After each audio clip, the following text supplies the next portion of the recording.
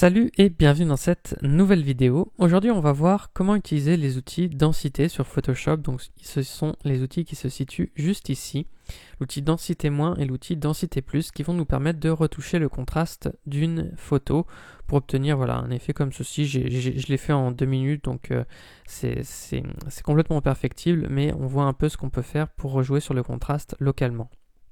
Je vais vous le présenter cet outil d'abord en vous montrant un cas pratique avec un cercle que j'ai transformé finalement en sphère en lui donnant du volume grâce à cet outil.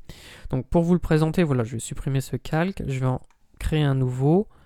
Je prends mon outil ellipse de sélection ici, je crée une ellipse en maintenant Shift enfoncé et je vais remplir cette ellipse avec un gris clair en prenant le pot de peinture.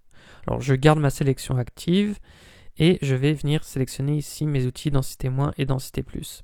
Alors pour les différencier, c'est très simple. L'outil densité moins va rééclaircir les tons, tandis que l'outil densité plus va assombrir les tons.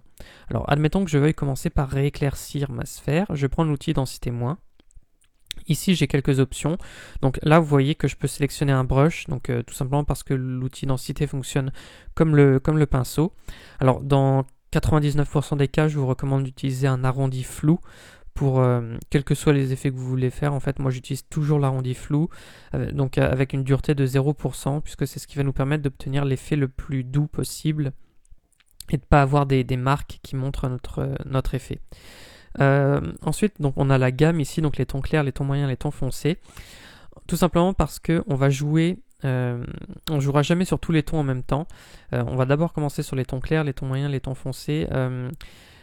Donc c'est facile à comprendre. Si vous mettez les tons clairs, c'est-à-dire que vous ne jouerez que sur les tons les plus clairs de votre image, donc les zones les plus blanches ou les plus clairs. Les tons moyens, donc ce sera toutes les valeurs intermédiaires, et les tons foncés ce seront les valeurs les plus sombres.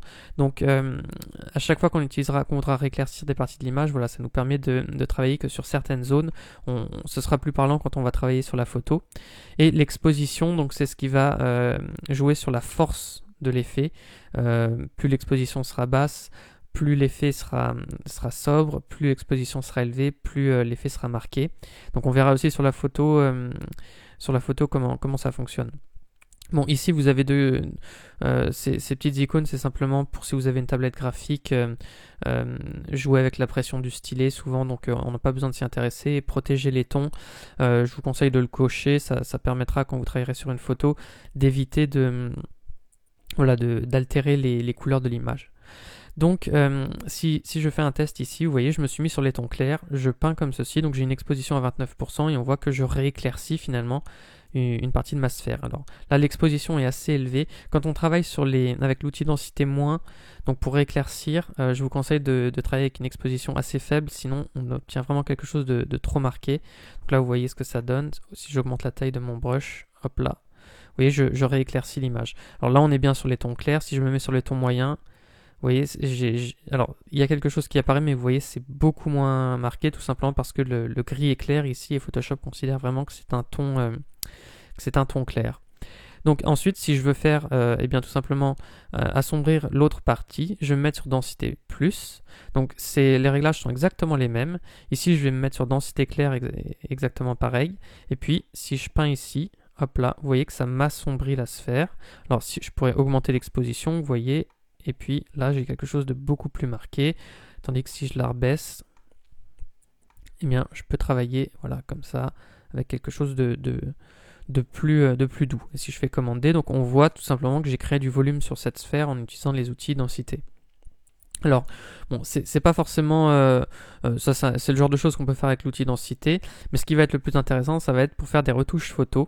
Alors, admettons que je masque ce calque, voilà, je vais dupliquer donc, ma photo que j'ai ouverte dans Photoshop. Donc, je vous ai mis le lien de cette image dans Photoshop, mais dans la description, pardon, mais vous pouvez travailler avec n'importe quelle photo pour voir un peu ce que ça va donner. Donc ce que je vais faire, si je veux retoucher le contraste de mon image, c'est admettons je me mets ici avec l'outil densité plus et je vais commencer par assombrir des tons sombres. Alors admettons que je veuille travailler par exemple sur les sourcils.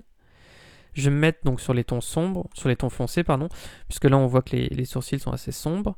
Je vais prendre une exposition voilà 14% par exemple pour commencer et si je donne un coup de brush ici, hop là, je repasse 2 fois, eh bien on voit déjà avant-après ce que ça peut donner. Donc vous voyez en plus, ça, du coup, j'ai peint sans vraiment détourer, j'ai un peu débordé sur les zones ici de la peau, mais vous voyez que Photoshop comprend bien qu'il travaille que sur les tons sombres, donc ça n'altère pas ici la peau qui est beaucoup plus claire. Donc après je pourrais retravailler voilà, comme ça sur certaines parties du visage. Alors là, je me suis mis sur les tons foncés, donc je vais augmenter un peu l'exposition pour que ce soit plus marqué. Et admettons que je me mette voilà, sur les cheveux, sur les zones les plus contrastées.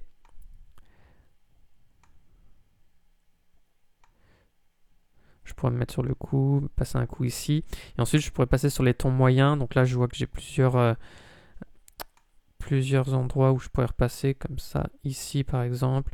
Donc bon, j'utilise l'outil assez vulgairement ici, mais quand on fait de la retouche photo, voilà, il faut être assez doux évidemment pour obtenir quelque chose de propre.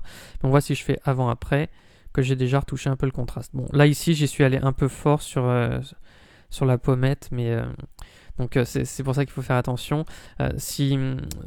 N'hésitez pas à faire des avant-après comme ça, à chaque fois dans l'historique, pour voir votre effet s'il s'incruste bien sur votre photo. Parce qu'après on peut plus forcément revenir en arrière, ou alors faut annuler plein d'actions. Ou alors sinon faut réutiliser l'outil densité moins pour rééclaircir une zone qu'on a réassombrie, mais je vous conseille pas trop de faire ça parce que ça fait pas forcément très propre par la suite. Donc on pourrait se servir aussi de cet outil, donc densité moins ici, donc je me mets sur les tons clairs pour rééclaircir le blanc des yeux. Ça c'est quelque chose qui peut tout de suite améliorer un regard. Alors là vous voyez, l'effet est beaucoup trop marqué. L'exposition sur les tons clairs, si elle est trop marquée, vous voyez ça fait quelque chose d'affreux. Donc n'hésitez pas à vraiment baisser ici pour l'exposition des tons clairs. Voilà, je me mets à 6%. Hop là. Alors ici, il faudrait presque que je me mette sur les tons moyens puisque mon œil est assez sombre.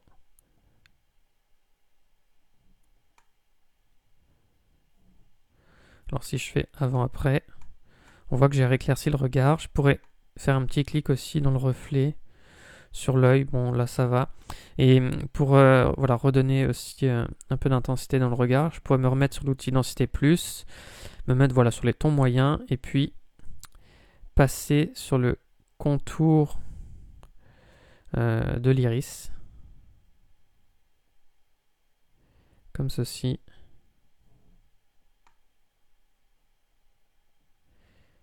Et voilà.